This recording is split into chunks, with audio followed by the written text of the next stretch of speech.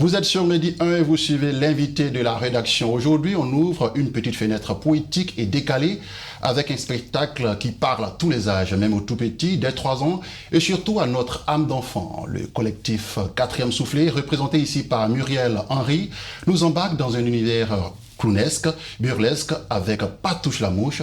Sur scène, elles sont deux femmes, deux clowns, deux énergies, pour un moment de rire, de tendresse et de mouvement. Un spectacle sans parole, mais qui en dit long.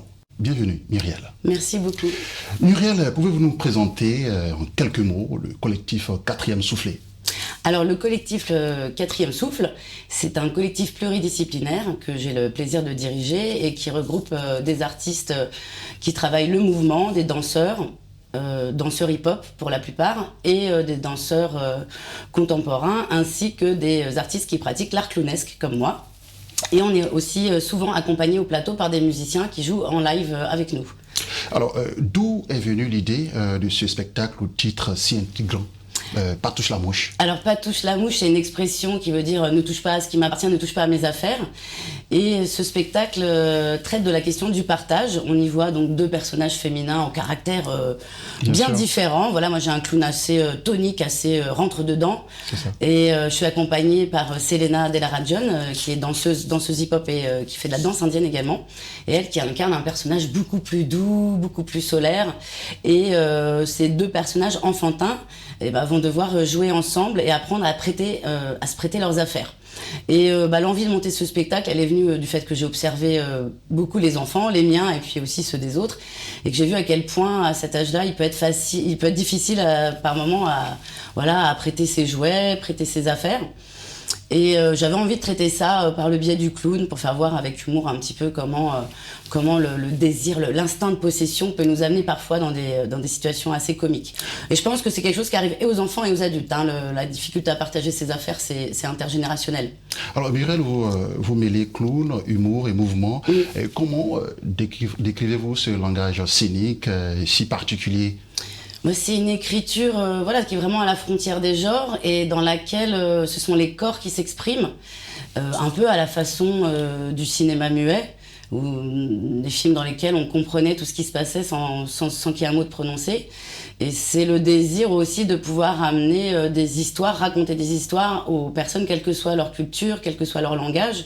Donc pour moi, c'est important de creuser dans ce sillon qui permet une lecture très ouverte pour énormément de public. De qui vous inspirez-vous? On a vu le cinéma muet avec Charlie Chaplin, d'autres grands noms de ce cinéma-là. De qui vous inspirez-vous, Muriel? Je m'inspire de... Il y a un clown que j'aime beaucoup qui nous a quittés il n'y a pas très longtemps, qui s'appelle Buffo, Howard Button, qui travaillait beaucoup avec les enfants en situation de handicap, les enfants autistes. Voilà, mais je vais aimer toutes sortes de chorégraphes ou de metteurs en scène qui vont travailler dans cette direction. Charlie Chaplin évidemment, mais j'ai vraiment des inspirations très très variées qui vont de la danse au théâtre.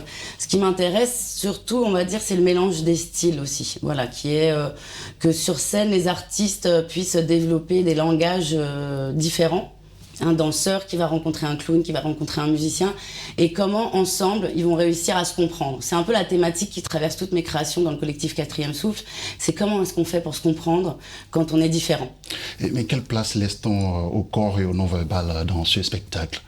C'est la part belle, comme on dit, c'est-à-dire qu'il y a une séquence où je parle un tout petit peu, D'accord. Mais sinon c'est une succession de séquences dans lesquelles les personnages vont se rencontrer et par leur gestuelle, par leur mimique, par les chorégraphies qu'ils vont entreprendre ensemble, on comprend les situations qui se jouent entre les deux personnages.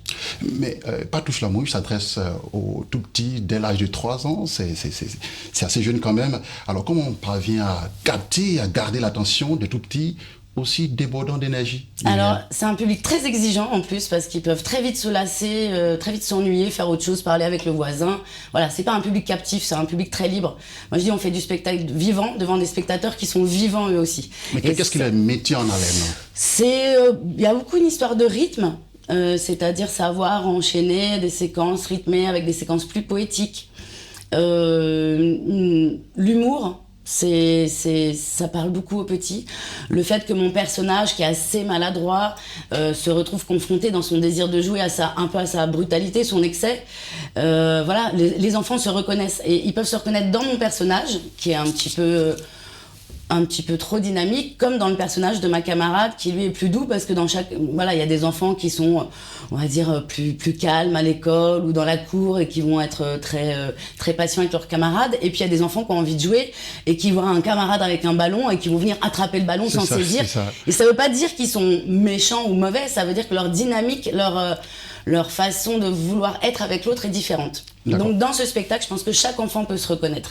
Mais votre public n'est pas constitué que d'enfants, il y a également des adultes. Tout à fait. Qu'est-ce qui s'y trouve? Eh ben, en fait, le clown offre cette pluralité de lecture. Ça, c'est très intéressant, cet art. Pour moi, c'est ce qui m'a vraiment poussé vers le clown.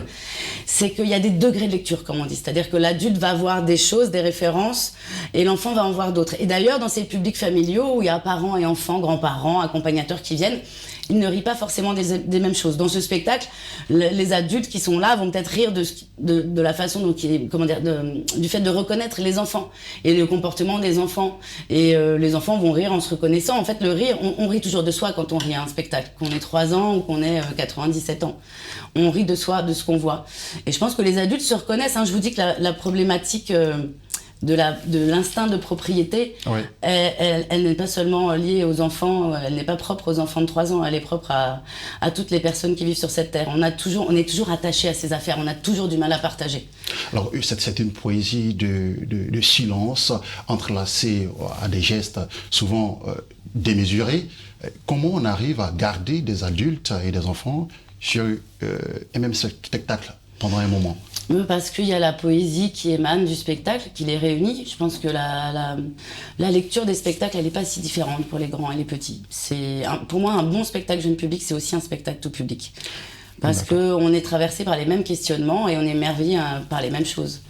Donc on les tient bien, adultes et enfants, et généralement quand ils sortent du spectacle Pas touche la mouche, moi ce que j'aime bien dans les commentaires, les retours que nous font les adultes, c'est « j'ai complètement oublié que j'étais avec mes enfants ». En fait, ils se laissent entraîner, et ça c'est un petit peu notre marque de fabrique, c'est qu'on aime bien que adultes et enfants se retrouvent embarqués par le spectacle, par l'histoire, par la poésie, par ce qui s'y passe. Muriel, vous êtes à Abidjan à la faveur du Festival du cycle d'Abidjan, et combien de tableaux allez-vous présenter ? 2 tableaux dans le spectacle. Oui, alors c'est un spectacle qui dure 40 minutes. Là, la durée aussi est conditionnée au fait que ça s'adresse aux plus petits, parce qu'effectivement, il ne faut pas faire un spectacle trop long. C'est un spectacle qui est constitué de séquences qui se suivent, donc je ne les ai jamais comptées, mais il doit y en avoir une 15aine, voilà, dans lesquelles les 2 personnages se rencontrent, et le rapport de ces 2 personnages va évoluer au fur et à mesure du spectacle. Donc on a un spectacle de 40 minutes à peu près, qui alterne des parties jouées, des parties dansées, il y a un peu de jonglage aussi à la fin, voilà, c'est pluridisciplinaire. Alors sur les différents teasings consultés sur YouTube, on voit un duo que vous formez exclusivement avec une autre femme. Alors c'est un choix artistique ou c'est juste une belle coïncidence pour faire poésie, poésie théâtrale? Oui, non, c'est une belle coïncidence. On est sur une mixité dans les spectacles, il peut y avoir des hommes comme des femmes. Il y a pas, mais j'équilibre. J'essaye en tout cas d'équilibrer pour que voilà, on ait des artistes masculins et féminins. Et moi, je suis la directrice de la compagnie, je suis une femme, donc je suis quand même sensible effectivement à la présence des femmes au plateau. Mais voilà, c'est plutôt des coups de cœur que j'ai pour les artistes. Je cherche des gens qui aiment partager, qui aiment faire du jeune public aussi, parce que c'est pas forcément tous les artistes n'ont pas envie et c'est normal de faire du jeune public.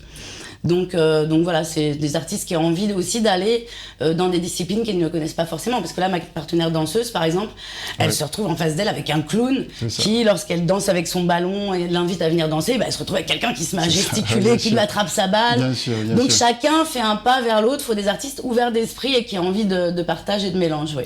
Alors Muriel, est-ce que le regard féminin change véritablement quelque chose dans la manière d'aborder le clown? Dernière question.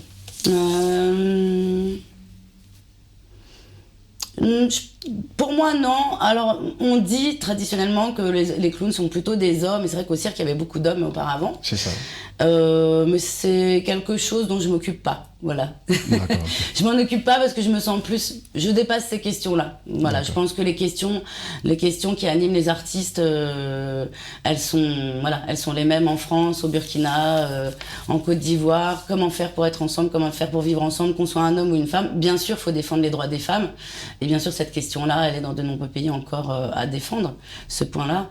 Mais j'essaye surtout de faire des spectacles qui parlent de l'humain. Et je pense que l'humain, c'est un homme, c'est une femme, c'est tout ce qui nous entoure. On est tous humains et on est tous unis et l'art nous réunit. Et c'est ça qui est très beau. Merci Muriel, merci d'être passée sur notre plateau. Je vous remercie de cette invitation. C'est la fin de ce numéro de l'invité de la rédaction. Restez avec nous, l'information continue sur Medi 1.